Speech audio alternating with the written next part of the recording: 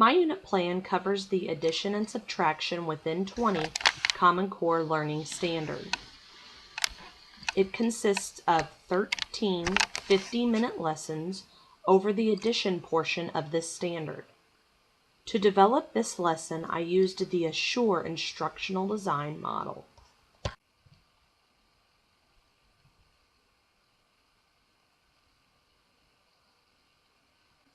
The Assure model is a 6-step instructional design model. The first step I used was analyze learners. The second step was state objectives.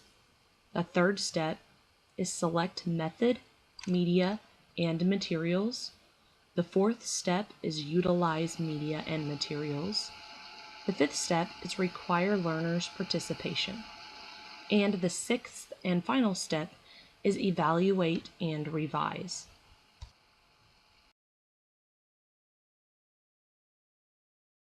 Analyzing student learners is extremely important because this helps pinpoint my students' weaknesses and their strengths. In order to present the best lesson for all of my students, it is very important to know what they already know and what they still need to know. This will help determine my line of instruction for the remainder of the unit.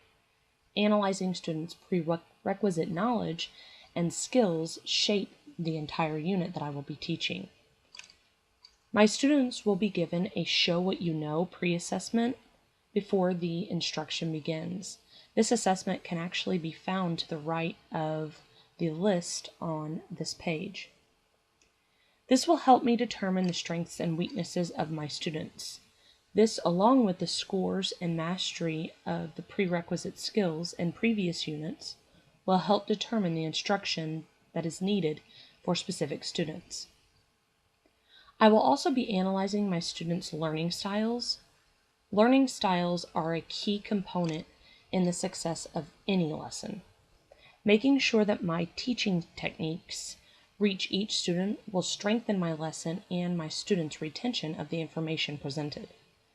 This will also help motivate the students and maintain their attention during my lessons. Finally, I will need to investigate whether or not they have access to technology at home. This will be a huge factor in whether or not I can assign videos, games, and VoiceThread for homework as I plan to do.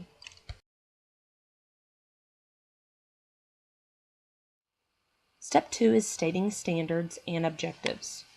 Recognizing the standards to be taught and the objectives to be reached will give my students a goal to set. At the beginning of every lesson, I will be using an interactive student video that is provided to us through Think Central's webpage. These interactive videos state the standard and the essential question or questions that will be covered in the daily lesson. They even provide an animated model of what the students will be learning throughout the lesson. This will guide my students by giving them a goal. Knowing what they need to learn that day will help them attend to the lessons.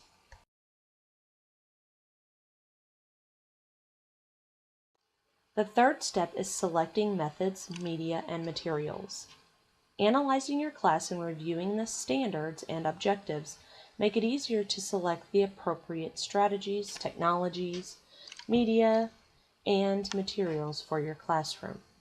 By using the correct strategies and materials, you will get more out of your students. In my unit plan, I am going to add all the possible materials, technologies, and strategies that I can use, but depending on my students' prerequisite knowledge, I may or may not be able to use them. There are many strategies that I can use, such as cooperative learning, hands-on discovery lessons, lectures, modeling, and question-answer. The technologies that I can use are actually listed above. Some of these technologies may or may not be the best choice for my class lesson, depending on my students. However, lessons can be revised to fit the different learners. The material I plan on using are connecting cubes, student workbooks, 10 frames, colored counters, place value blocks, 100s charts, number lines, and dry erase board markers and dry erase boards. Again, the use of these can be changed depending on my class. After choosing the correct technology, media, and materials, it is important that they are implemented correctly. This is stage 4. Utilize media and materials. Above, I have listed several of the media and the materials that I will be using in my lesson. Again, this depends on the students that are in my classroom during this lesson and whenever I plan to teach it.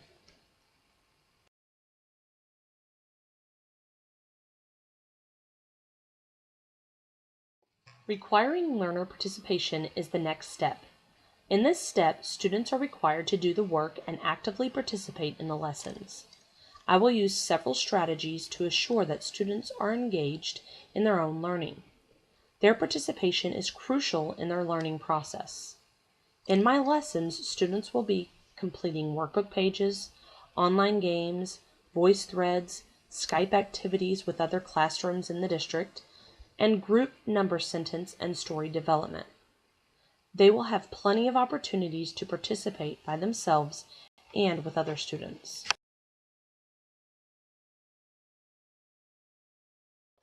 Lastly, I will evaluate the students' mastery levels with a district-wide assessment. This is used to help assess student growth and retention of knowledge. This assessment is also used to help review the strengths and weaknesses in my own lessons. After reviewing the assessment scores, I will review the lessons and change the lessons depending on their strengths and their weaknesses. This will help to strengthen my unit for future students. It will also help me to understand the strengths and weaknesses in my own instructional design, which will help me develop stronger units in other areas of study.